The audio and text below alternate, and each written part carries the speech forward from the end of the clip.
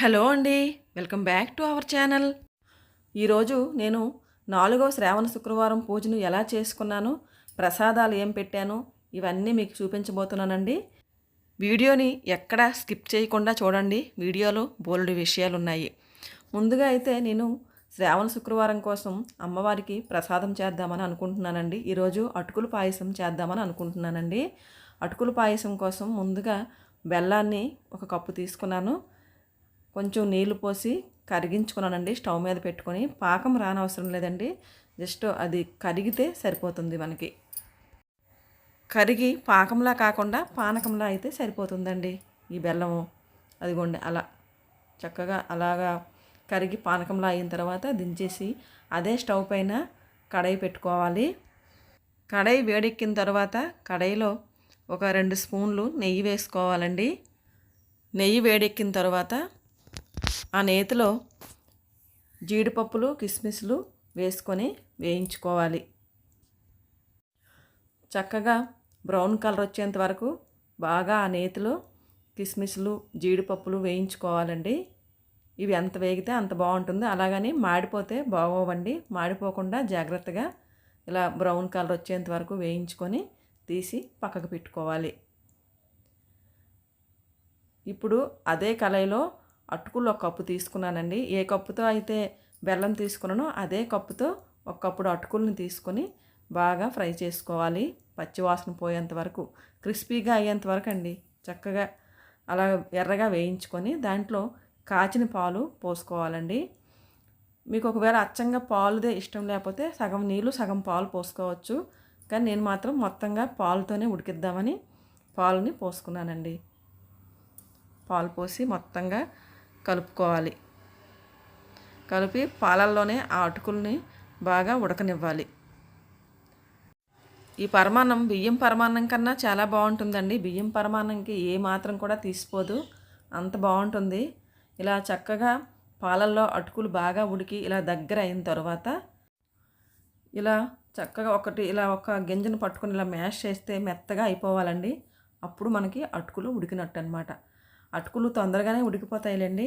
ఇప్పుడు అలా ఉడికిన అటుకుల్లో ఈ మనం ముందుగా తయారు చేసుకున్న ఈ బెల్లం పానకాన్ని పోసి బాగా కలుపుకోవాలి.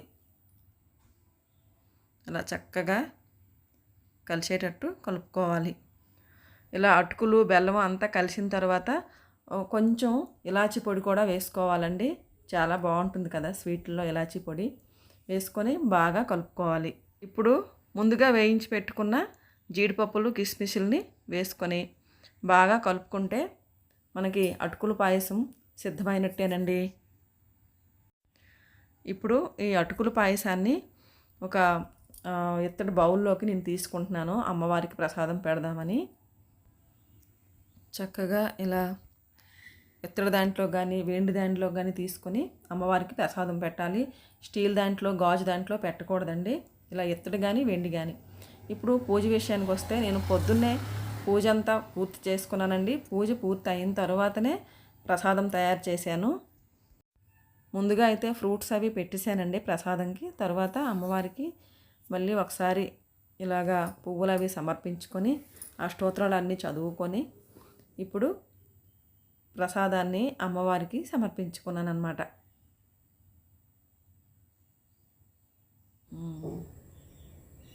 ఇదేనండి పూజ. ఈవేళ శుక్రవారంది సింపుల్గానే చేసుకున్నాను. తర్వాత తులసిదమ్మ దగ్గర కూడా ఒక వెండి గిన్నెతో తీసుకెళ్ళి ప్రసాదం పెట్టుకున్నానండి.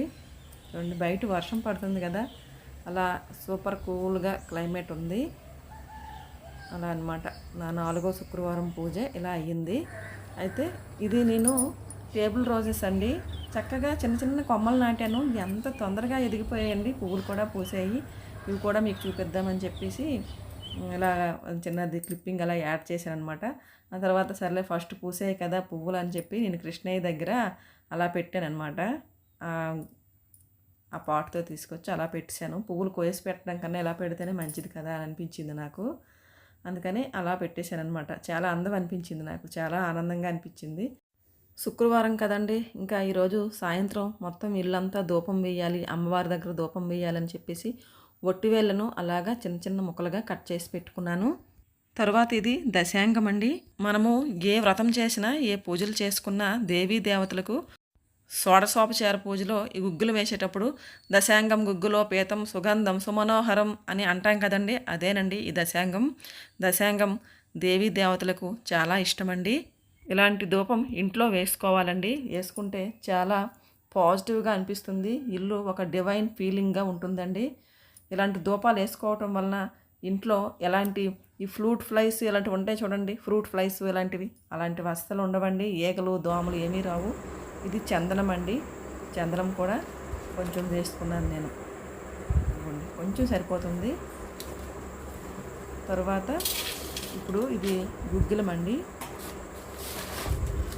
తర్వాత ఇది సాంబ్రాణి.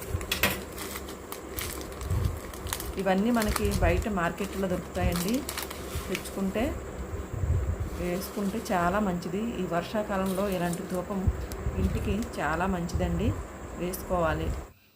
తర్వాత ఇది పచ్చకర్పూరం అండి. పచ్చకర్పూరం కోసం నేను ప్రత్యేకించి చెప్పవసరం లేదు, దాంట్లో ఉన్న మెడిసినల్ వాల్యూస్. తర్వాత కొంచెం బావంచాలు వేసానండి, కొంచెం కచ్చూరాలు వేసాను, కొంచెం లవంగాలు వేసానండి. ఇవన్నీ బాగా కలుపుకొని మిక్సీ చేసుకున్నాను అనమాట పొడిలాగా. ఈ పొడిని ఒక డబ్బాకి ఎత్తి పెట్టుకున్నాం అనుకోండి, మనం ఏ పూజలు చేసినా కొంచెం జవ్వాది కూడా ఆ పొడిలో వేసుకున్నానండి. వేసుకొని ఇంకొక తిప్పు కూడా తిప్పేసాను మొత్తం కలిసేటట్టు. ఇది ఎంత సువాసనగా ఉంటుందంటే అండి ఇంట్లో చాలా బాగుంటుంది.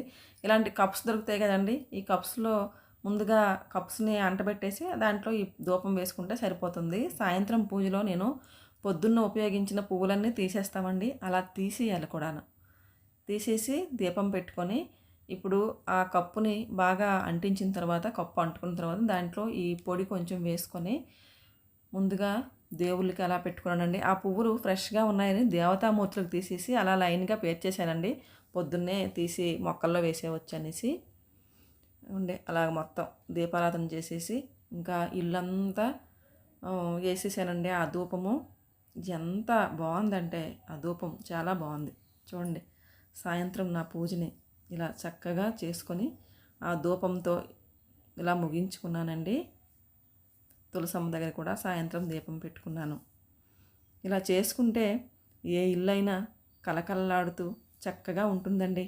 నచ్చిందా అండి పూజ నచ్చితే లైక్ చేయండి, షేర్ చేయండి, సబ్స్క్రైబ్ చేసుకోండి.